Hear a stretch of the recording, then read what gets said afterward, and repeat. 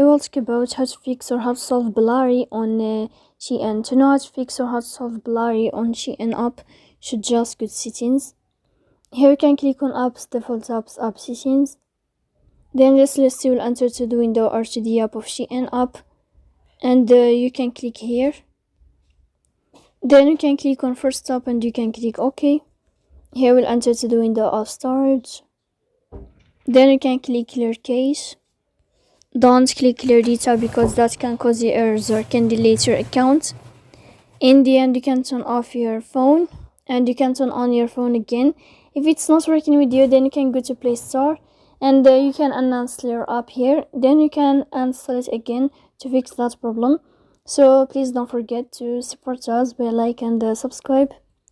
See you next time in another video, and thank you for your attention and your watching.